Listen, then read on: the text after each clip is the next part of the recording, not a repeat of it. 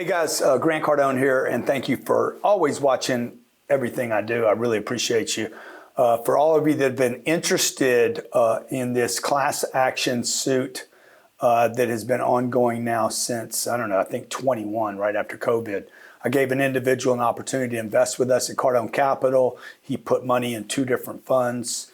It's at the United States District Court, Central District of California, and the Honorable John F. Walter, United States District Judge, has now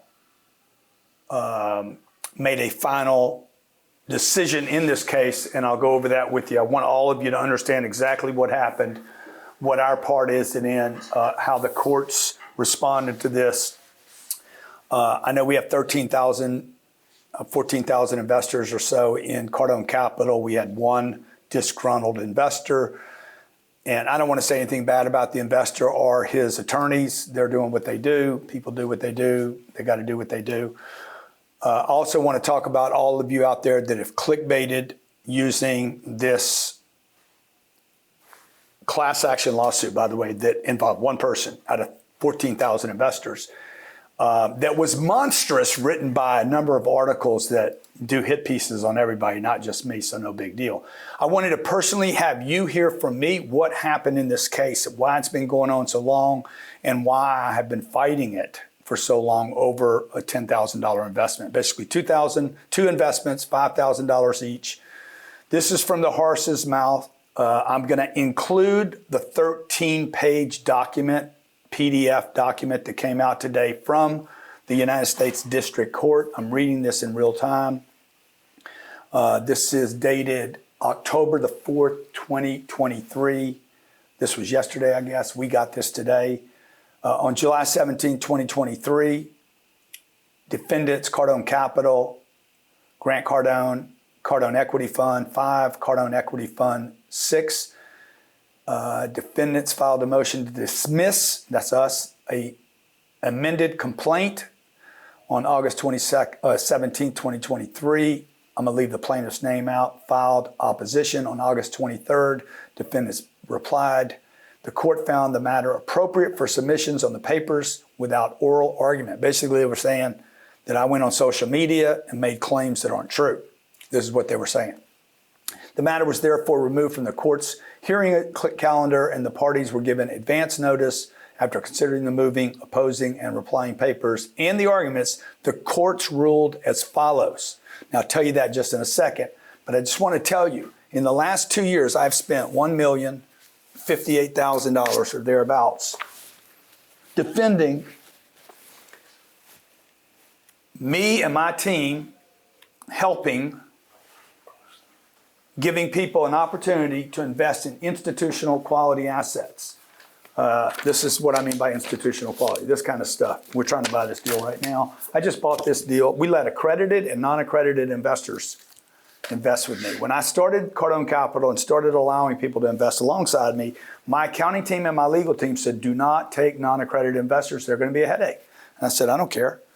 I started as a non-accredited investor, okay? Every successful, wealthy person starts the same way as a little person. I started as a little guy. I always wanted a break. I wanted to see my mom get a break, my family get a break. We never did.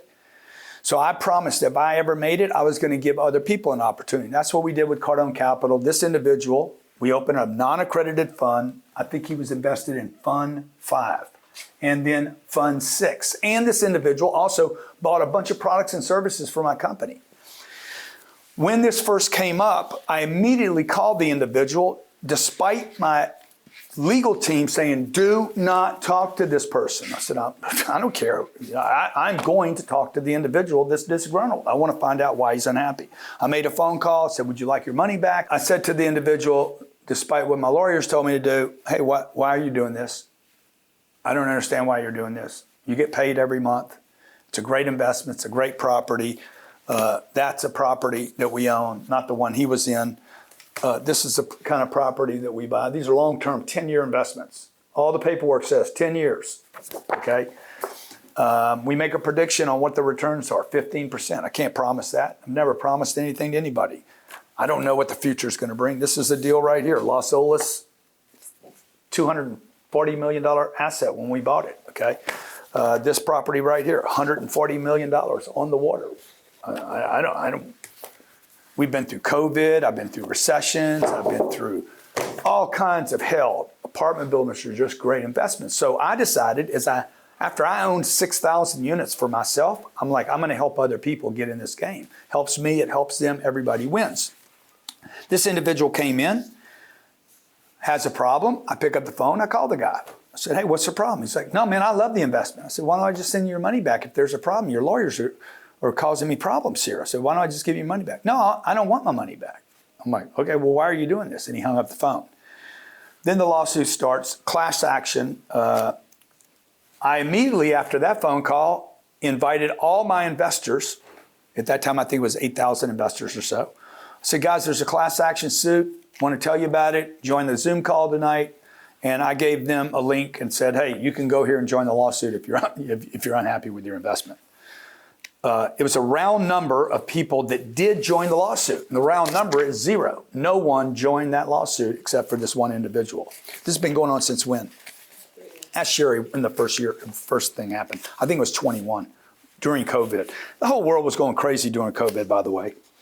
Then over the next, since COVID, 21, yeah, probably 2 years, a good strong 2 years, we have fought, appealed, represented, provided documentation, responded to the SEC, responded to their lawyers, responded to the courts, and defended ourselves, okay? It was suggested to me to simply offer them a bunch of money to go away. I said, man, that ain't never gonna happen. Ain't gonna happen, bro. Not on my watch, not in my life. I am going to spend whatever I have to spend. This time we were over $1 million invested, and this is what came out today. And for all you haters out there, Real Deal, what's the guy's name? Francisco, that's always doing hit pieces on me on Real Deal. Bro, you're a nasty, nasty individual. The Real Deal has covered this story at least 6 times. The last one, Grant Cardone hit with a new class action suit. No, not even true. Not even true. And then says, fake news, by the way, Francisco, this is complete fraudulent data. Cardone hit with a new, it was not new, class action suit by daughter. No, it wasn't a new one, and it wasn't by the investor's daughter, okay, being a new suit. She took up, by the way, with my permission, he passed, this individual passed and said, their attorneys asked, can the daughter, are you okay with the daughter taking over that suit? I said, sure. She feels like she wants to do that, she can. We didn't even fight it. They go on in this article, this is how much the media lies. Francisco, you should be ashamed of yourself as a human being. This was filed in Los Angeles. This is what they say. The New Republic framed Cardone as a deep dive Louisiana barn sales tactics and includes my religion. I don't know what my religion has to do with it. Some critics have denounced him as unethical and unprofessional. Just slanderous, dude. How you get away with it. Some of them have said that. That's not what they said. That's what you said. They're saying I'm involved in a get-rich-quick scheme. It's 10 years, get-rich-quick. 10 years. 10 years with discretion to keep this asset another 10 years, which would make us a 20-year fund, okay? But he says it's get-rich-quick, okay? This started back in September of 2020, by the way. I've been fighting this a full 3 years this month. 3 years this month. 3 years and 1 month. The person's lawsuit offers an inside look at a get-rich-quick scheme that could help enable the next housing market crash. It's crazy. These are income-producing pieces of real estate, institutional quality, in institutional quality locations. It goes on to say we interviewed tenants of the complexes that relayed horror stories about their experiences. I own 12,400 units. How many of them did you interview? 3? 4? Of the 12,000 families that we provide housing for, Again, fake news. Cardone goes on to say, this is the same piece of garbage journalists, fake news reporter. Cardone recruits investors via social media, business seminars, and his annual conference featuring A-list celebrities who sit for fireside chats with them. The late former Donald Trump headlined the last event at the Diplomat Beach Hotel. I'm proud that Donald Trump was there. By the way, we never announced him, never promoted him, never said he was coming. I just offered Donald Trump as one of our interviews, including Tillman Fertitta, including the Reverend T.D. Jakes, including Mike Rowe, phenomenal Mike Rowe from Dirty Jobs. I've had Usher, next year, Kevin Hart. I've had Tom Brady. Like we do the best conference in the world. Okay. The article goes on to say, and again, this is to let everybody know what happened in this lawsuit. I want you guys to know exactly what happened. Some of you will like the outcome. Some of you will not like the outcome. I could go either way on it, frankly, because after 3 years, I don't think there's a winner. Cardone also allegedly, consistently overpromised investor returns, downplayed their financial liability, and was not forthright about the fees I collect. The fees are all shared in our documentation. There's a memorandum that shares before anybody signs any document exactly what our fees are, management fees, our out fees, our cash flow fees, our promote fees, everything is laid out. By the way, they're under market. They're less than most of the biggest institutions on the world. And I handpick and hand manage the selection of properties, the debt involved, the negotiations of the property. Like I do so much work on these deals, it's unbelievable.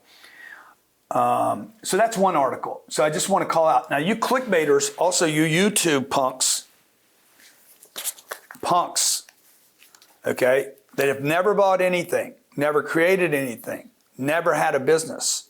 We have 700 employees here. I have a payroll that's over, this is through August 2023. I'm getting September's tomorrow. Salaries. Why does that matter? Because I'm actually hiring people. We actually pay people. This is for all the clickbaiters out there. You guys don't even have, you don't even pay your damn video guy. You probably do your own bullshit videos, all right? You make up everything. You lie about it. You don't do any research. All you do is take somebody else's garbage, okay? This year, we have paid in salaries, first of all, more money than you'll make in your lifetime. And yes, I'm bragging. Let's keep it real. Salaries and payroll, $17,200,000 as of August. That's out of this company, okay? In addition to that, we have paid $11 million in commissions to our staff, $28 million, almost $29 million in commissions and payroll, okay? That does not count, by the way, all the other people we support outside of this company. Web services, $800 grand, professional fees, $200 grand, travel, $1.8 million, and third-party vendors, $8 million, okay? That's $40 million to vendors, employees, and in commissions. Now, why am I telling you all that? Because the people you guys watch video from, they have no employees, they've never done anything. Some of these people are complete bigots, religious haters, okay? They're only trying to hate on other people's success, and they never actually create anything of value in the world. All they do is bark, and all they do is create drama on the planet. They create doubt in other people. They hate on your success and mine. Okay, so this is what came out through the courts today. Let's see if you guys cover this one. I doubt you will. Okay, I don't need you to, by the way. The rest of the press will cover it. The good guys will cover this, okay? And it's not all good. This individual, the lead plaintiff in this action, one plaintiff out of 13, almost 14,000 investors, was an investor in Cardone Equity Fund 5 and Cardone Equity Fund 6. collectively $10,000, $5,000 in each fund. That's for a non-accredited investor. I gave the guy a shot to come into a deal that was worth hundreds of millions of dollars. Said, hey, you only got $5,000? No problem, man. I'm going to treat you just like a guy that's got $100,000 or $1 million or $10 million. This individual actually passed, and then on June 8th, he passed it over to his daughter without my dispute. I'm like, yeah, whatever was his should be his daughter's. If she thinks this is an asset, go for it. Now, you guys got to remember in these class action suits, typically it is not this individual that is funding the activity. I don't know that to be the case here, but I know this, that these lawyers spent 2 or 3 years. The game is this: create a class action suit, drag the internet, tell them about it, and try to get other cases because you got the attention of this one person that's got a bunch of followers. It's clickbaiting, but by lawyers, okay? Now, they say the funds are managed by Cardone Capital. Grant Cardone founded Cardone Capital in 2017, and he is sole manager, chief executive officer. Grant Cardone also founded Cardone Real Estate Acquisitions. Now Cardone Capital's acquisition arm in 1995. It's all documented.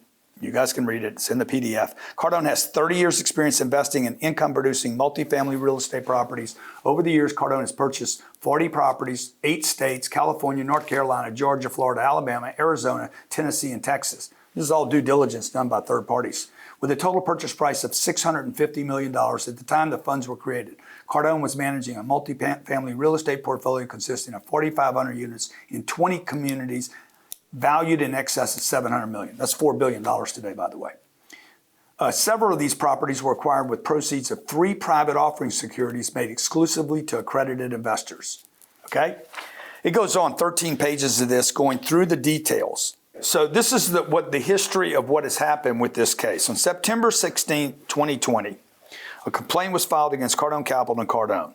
On February 19, 2021, this is COVID, they filed a First Amendment complaint called an FAC, alleged claims against me and my company, as well as the 2 funds invested in. Okay? On April 27, 2021, the courts granted the defendant, me, motion to dismiss the first amended complaint, and dismiss the FAC without leave to amend and dismiss the action with prejudice. Now, I don't know if you guys know what with prejudice means, but let me read it to you because it's very, very important. This is the kind of stuff the media will never include. With prejudice means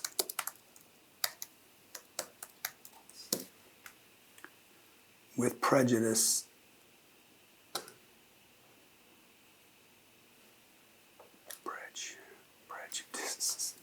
See, who knows what all this stuff means? You really don't know what it means until you get involved in it, right? What is the meaning of with prejudice? In the formal legal world, a court case that is dismissed with prejudice means that it is dismissed permanently. A case dismissed with prejudice is over and done with once and for all and cannot be brought back to the court, okay? When a judge does this, by the way, this is a Los Angeles, California judge. Okay, probably not, that's not a blue location. That is a blue location. A case dismissed without prejudice means the opposite. This was a case dismissed with prejudice. It's over and done with once and for all. Okay, now, he, the defendant or the plaintiff, claimed or appealed the court, and the court says, okay, you want to appeal it? You can appeal it. Not uncommon, by the way, for them to win an appeal. Once they got the appeal, the clickbaiters like, Grant Cardone has another case. The SEC's coming after Grant Cardone. All this fake, false, completely fabricated, expanded. Like, if you were advertising the way these videos were made and the way some of these reporters report, you would be locked up for false advertising, okay? Now, they said, hey, we're going to appeal it. I'm like, appeal it, bro. I'm a hang. The problem with this whole thing is that, like, if you guys don't have the wherewithal that I have, you're gonna take a knee, kiss the ring, and pass the bag over. That's what's wrong with the legal system today. Like, the only people that can actually defend themselves are people that have money. And unfortunately, you know, the communities that don't have money, the people that don't have funding, the small business owner that maybe is running cash flow deficits, they're like, I'm already overwhelmed with my business, and then you get hit with this kind of stuff that's completely wrong because of our litigation systems, just like wrought with, you know, just too many lawsuits, okay? Okay, it goes on to say this. It's unfortunate for the little guy, by the way, okay? Now, it says on page 3 of 13, with respect to defendants, alleged misstatements relating to the internal rate of return and distributions, the district court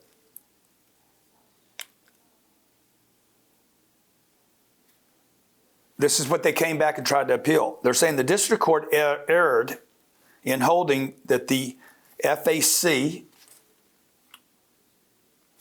which is the First Amendment complaint, did not state actual claims based on alleged misstatements. You guys kind of left that out of your damn articles. Okay, there was no misstatements relating to internal rate of return. What you guys said in the damn article was, I promised something. I never promised anything. And distributions, which are not protected by the, they're saying that it's not protected in every document, in every Cardone Capital document, or any fund that you join. There's going to be a whole list of things that says, here's your payout, here's the management fees, here's what we expect, here's the internal rate of return, this is what we expect on cash flow. And then it's going to say this, we can't promise any of this. Past performance, never ever, because nobody can promise anything in an investment. And you got to remember that the investor always signs this and should have his legal team look it over before we accept it. Now, we've raised $1.1 billion from investors. This is one individual that gave us $10,000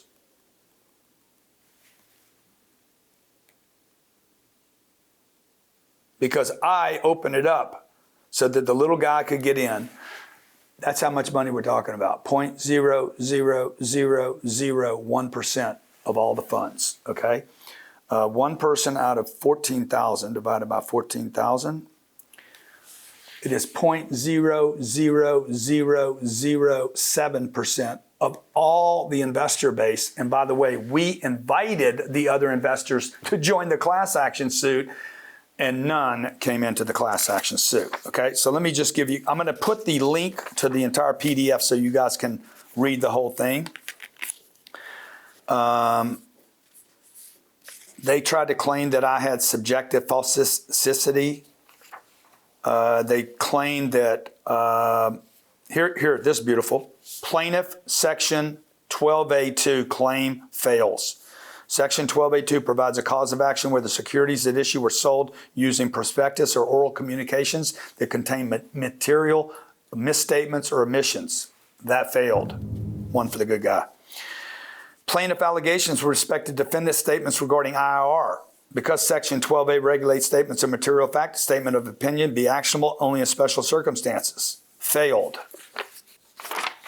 They go over every one of the claims, by the way. Plaintiff fails to allege a misleading omission. Failed. You guys are going to cover that? Plaintiff fails to allege materiality of defendant's purported debt obligation misstatement. They were claiming that I somehow don't explain that we have debt or that the investors are responsible, as all of us are, to a portion of that debt. Failed. Okay, plaintiff Section 15 fails. In her second claim for relief, plaintiff alleges a claim for violation of Section 15 against Cardone and Cardone Capital. To state a claim under Section 15, the control person liability provision of the Security Acts, a plaintiff must show that there is a primary violation of Security Acts. Failed. Leave to amend would be futile. Okay, now I'm not sure exactly what a leave to amend is. Basically, they said the leave to amend would be futile, meaning no reason to do it, and unnecessary to provide plaintiff, very, very important, another opportunity to amend first and second claims for relief. In conclusion, that's probably what you've been waiting for. For the following reasons, defendant's motion, is granted to dismiss this case. The first and second claims for relief or dismissed without leave. Dismissed without leave.